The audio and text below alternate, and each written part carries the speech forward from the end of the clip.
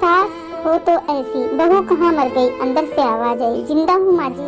तो फिर मेरी चाय क्यों अभी तक नहीं आई? कब से पूजा करके बैठी हूँ, ला रही हूँ माँ जी। बहू चाय के साथ भजिया भी ले आई। सास ने कहा तेल का खिलाकर मारोगी? बहू ने कहा ठीक है माँ जी, ले जाती हूँ। सास ने कहा रहने दे, अब बना दिया है तो खा लेती हूँ। सास ने भजिया उठाई और कहा कितनी गंदी भजिया बनाई है तुमने। बहू माँ जी मुझे कपड़े धोने हैं, मैं जाती हूँ।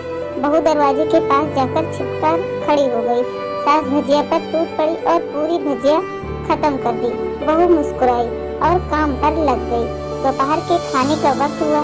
सास ने फिर आवाज लगाई, कुछ खाने को मिलेगा? बहू ने आवाज नहीं दी। सास फिर चिल्लाई, भूखे मारोगी क्या? बहू आई, सामने खिचड़ी रख दी। सास गुस्से से, ये क्या है? मुझे नहीं खाना, इसे ले जाओ। बहू ने कहा आपको डॉक्टर ने दिन में खिचड़ी खाने को कहा है, खाना तो पड़ेगा ही। सास मुंह बनाते हुए, हाँ तू मेरी माँ बन जा। बहू फिर मुस्कुराई और चली गई। आज इनके घर पूजा थी। बहू सुबह 4 बजे से उठ गई। पहले स्नान किया, फिर फूल लाई, माला बनाई, रसोई साफ की, पकवान और भोज बनाया। सुबह के 10 बज गए। अब सास भी उठ चुकी थी। बहू अब पंडित जी के साथ भगवान के वस्त्र तैयार कर रही थी। आज ऑफिस की छुट्टी भी थी। उनके पति भी घर पर थे। पूजा शुरू हुई। सास चिल्लाती, बहू ये नहीं है, बहू वो नहीं है। बहू दौड़ी दौड़ी आती और सब करती। अब दोपहर के 3 बज गए थे। आरती की तैयारी चल रही थी। पंडित जी ने सबको आरती के लिए बुलाया और सबके हाथों में थाली दी। जैसे ही बहू ने थाली पकड़ी, थाली हाथों से गिर गई। शायद भोज बनाते हुए बहू के हाथों में तेल लग गया था, जिसे वो पोंछना भूल गई थी। सारे लोग तरह तरह की बातें करने लगे। कैसे बहू है, कुछ नहीं आता, एक काम भी ठीक से नहीं कर सकती, न जाने कैसी बहू उठा लाए, एक आरती की थाली भी संभाल नहीं सकती। उसके पति भी गुस्सा हो गए, पर सास चुप रही, कुछ नहीं कहा, बस यही बोल के छोड़ दिया, सीख रही है, ये सब सीख जाएगी धीरे धीरे। अब सबको खाना परोसा जाने लगा। बहू दौड़ दौड़ के खाना देती, फिर पानी लाती। करीब 70-80 लोग हो गए थे।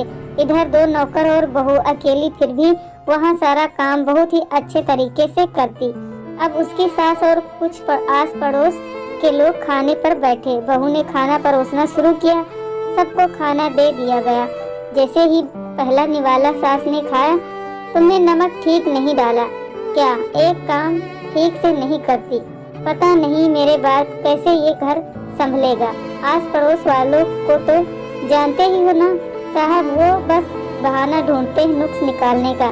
फिर वो सब शुरू हो गए, ऐसा खाना है, ऐसी बहू है ये वो वगैरह वगैरह। दिन का खाना हो चुका था। अब बहू बर्तन साफ करने नौकरों के साथ चली गई। रात में जगराता का कार्यक्रम रखा गया। बहू ने भी 1-2 गीत गाने के लिए स्टेज पर चढ़ी।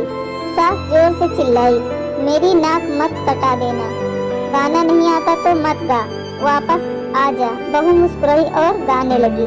सबने उसके गाने की तारीफ की, पर सास मुंह फुलाते हुए बोली, इससे अच्छा तो मैं गाती थी जवानी में, तुझे तो कुछ भी नहीं आता। बहू मुस्कुराई और चली गई। अब रात का खाना खिलाया जा रहा था। उसके पति के ऑफिस के दोस्त साइड में ही ड्रिंक करने लगे। उसका पति चिल्लाता, थोड़ा बर्फ लाओ, तो सास चिल्लाती, यहाँ दाल नहीं है। फिर चिल्लाता, कोल्ड ड्रिंक नहीं है, पापड़ ले आओ। इधर उधर आखिरी में उसके पति की शराब गिर पड़ी। उसके एक दोस्त पर और बोतल टूट गई। पति गुस्से में 2 झापड़ अपनी पत्नी को लगाते हुए कहता है, जाहिल कहीं की, देखकर नहीं कर सकती, तुझे इतना भी काम नहीं आता। सारे लोग देखने लगे। उसकी पत्नी रोते हुए कमरे की तरफ दौड़ी। फिर उसके दोस्तों ने कहा, क्या यार, पूरा मूड खराब कर दिया, यहाँ नहीं बुलाया होता, हम कहीं और पार्टी कर लेते। कैसी अनपढ़ गंवार बीबी ला रखी है तूने, उसे तो मेहमानों की इज्जत और काम करना तक नहीं आता, तुमने तो हमारी बेइज्जती करा दी। अब आस पड़ोस की औरतों को और बहाना मिल गया था।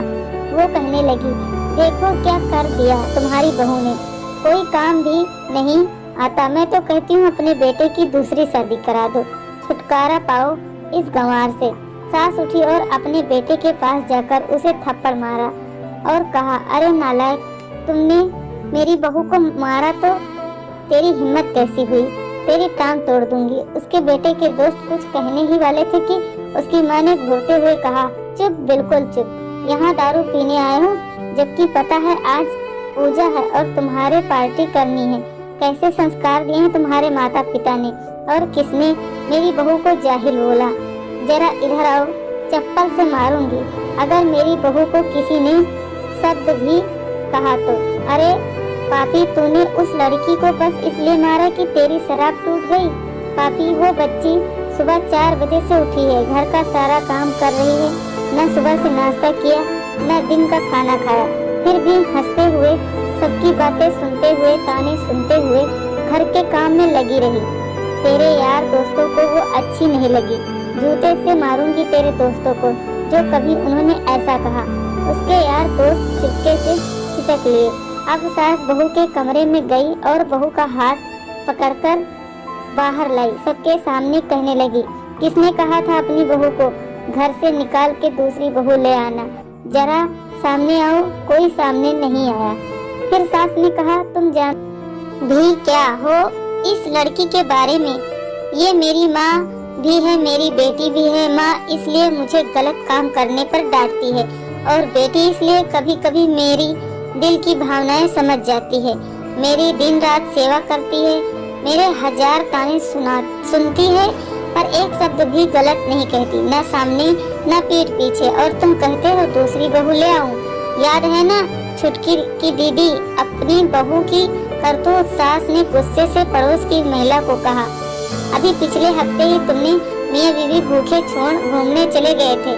मेरी इसी बहू ने 7 दिनों तक तुम्हारे घर पर खाना पानी, यहाँ तक कि तुम्हारे पैर दबाने जाती थी, और तुम इसे जाहिल बोलती हो? जाहिल तो तुम सब हो जो कोयले और हीरे में फर्क नहीं जानते। अगर आइंदा मेरी बहू के बारे में किसी ने एक लफ्ज भी बोला तो मुझसे बुरा कोई नहीं होगा, क्योंकि ये मेरी बहू नहीं, मेरी बेटी है। बहू सिसकियां लेते हुए फिर कमरे में चली गई। सास ने एक प्लेट उठाई और भोजन परोसा, बहू के कमरे में खुद ले गई। सास को भोजन लाते देखा तो बहू ने कहा, अरे माँ जी, आप क्या कर रही हो? मैं खुद ले लेती। सास ने प्यार से ताना मारते हुए कहा, डर मत, इसमें जहर नहीं है, मार नहीं डालूंगी तुझे।